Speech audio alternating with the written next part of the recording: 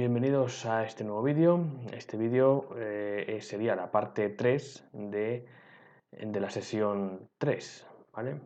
Que terminaría con los convertidores conmutados con las redes de protección o redes Snabber, ¿vale?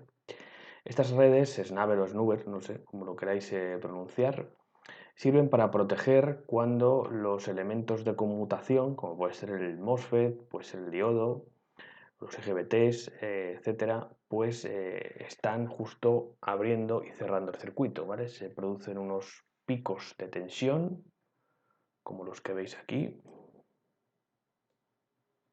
¿vale? Eso sería una señal vista aquí en el drenador y vemos que produce un pico y luego una oscilación, ¿vale? Entonces, para proteger esos picos, para que esos picos no lleguen a ser demasiado dañinos para el transistor o el MOSFET, pues se pone esta red que amortigua esa oscilación y ese pico, ¿vale?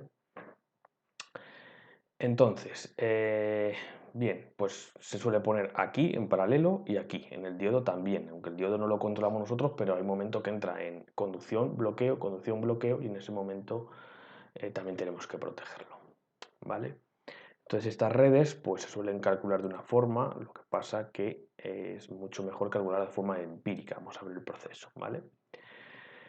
Entonces la red Snabber RC suele tener una resonancia y una amplitud que generalmente se desconoce hasta la prueba del circuito, es decir, cuando ya el circuito está ya diseñado en la propia placa, pues por la longitud de la pista, las capacidades parásitas que aparecen, pues no se conoce muy bien el efecto que van a tener. Entonces, bueno, hay un método que es amortiguar esta oscilación y este pico colocando una red Snabber de forma empírica, es decir, ir probando o establecer un método que lo haya establecido para ver qué componentes les podemos poner, ¿vale? Entonces, bueno, vamos a ver cómo es el proceso. Entonces, son 7 pasos y entonces el primero es cuando nosotros tenemos el circuito de conmutación con la bobina, normalmente esto siempre ocurre con una bobina, una carga inductiva, pues tenemos que medir este pico, ¿vale? Este pico sería el máximo y luego el periodo entre aquí, o sea, la frecuencia que hay entre el primer pico y el segundo pico, ¿vale? Una vez tenemos eso, le colocamos un condensador C1, este aquí, de varias veces mayor que la capacidad parásita mostrada en las especificaciones del MOSFET, ¿vale? El MOSFET nos va a dar una capacidad de salida, por ejemplo, nos va a decir 1 o 2 nanofaradios, perdón, 1 o 2 picofaradios, y nosotros le vamos a meter entre 22 hasta 100, ¿vale? Pero esto es una cosa a probar, a ver qué pasa, ¿vale? Y volvemos a medir. Entonces veremos que la tensión se ha reducido y que la frecuencia se ha desplazado. Bien, pues anotaríamos esta frecuencia y esta frecuencia, ¿vale? Con las dos frecuencias ya podemos calcular el ratio de desplazamiento, es decir, con la inicial y con la que se nos ha producido cuando hemos puesto el condensador 1, pues ya tendríamos este ratio, que es m. Después calculamos la capacidad parásita del circuito, es decir, este es el condensador que nosotros hemos metido al azar más o menos y la capacidad de salida en total sería esta capacidad por este coeficiente menos n. Como veis son todos cálculos, ¿vale? Luego calcularíamos la inductancia parásita del circuito, que sería M2, la frecuencia inicial, el condensador que hemos puesto, ¿vale? Y nos daría L. Y luego ya para el condensador Snabber podemos decir que es 3 veces este que nos ha salido y para la resistencia Snabber diremos que es L, esta L que nos ha salido,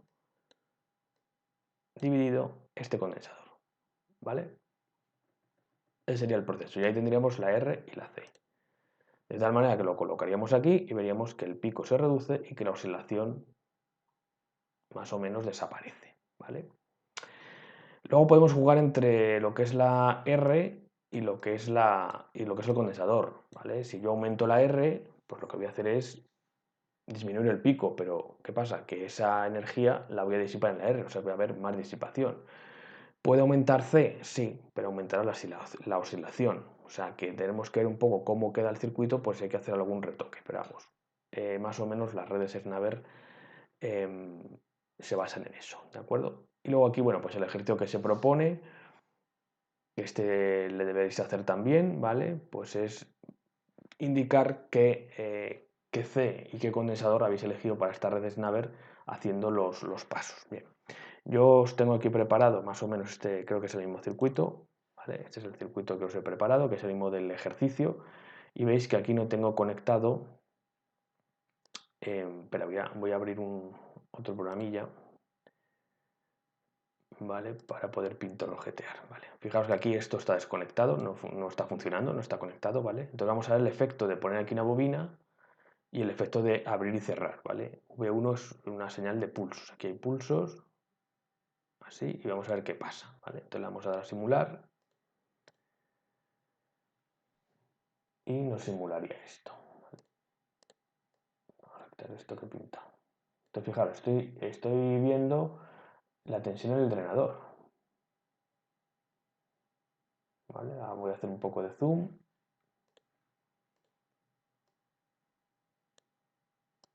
¿Vale? Y fijaros, esto es lo que yo quiero que veáis. No. Es que no quiero que se vea porque no se ve. Vale, lo llevo aquí. Fijaros que estos picos, este pico llega hasta 1 kilovoltio, 1000 voltios. Y fijaros qué oscilación, ¿vale? Entonces la oscilación sería desde este pico a este pico, la frecuencia inicial, y este sería el pico, ¿vale? Entonces, si ahora yo conecto esta red,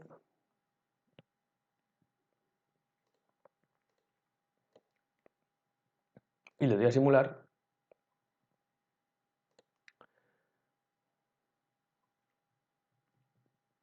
quizá habría que haber puesto un poquito menos de tiempo. Bueno, es igual.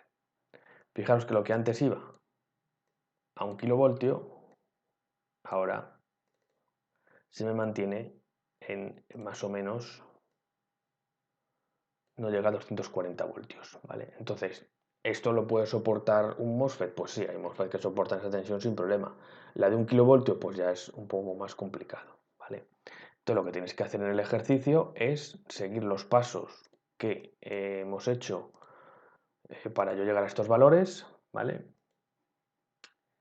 Y bueno, pues esta es la historia. Acordaos que para ver el efecto un poco más grande, esta es de 100 microhenrios, pero le pongo una resistencia parásita de 20 ohmios, para pronunciar un poco lo que es el efecto parásito, ¿vale? Entonces, bueno, pues lo que tenéis que hacer es calcular todo el proceso y luego variar C1 para ver cómo aumenta o disminuye esto, ¿vale? Bien, pues yo creo que en cuanto a redes Snaver yo creo que ya hemos terminado. Bueno, como resumen ya de los convertidores conmutados, aquí tenéis todas las topologías. La reductora sería el reductor y el propio forward, y las reductoras elevadoras serían el elevador y el flyback. Aquí tenéis las fórmulas, la tensión de salida con la tensión de entrada, ¿vale?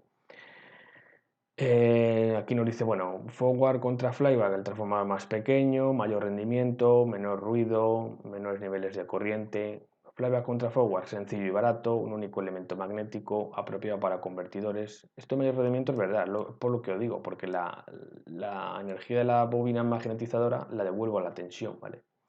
Bueno, pues aquí lo tenéis, esto un poco como resumen de estos convertidores, ¿vale?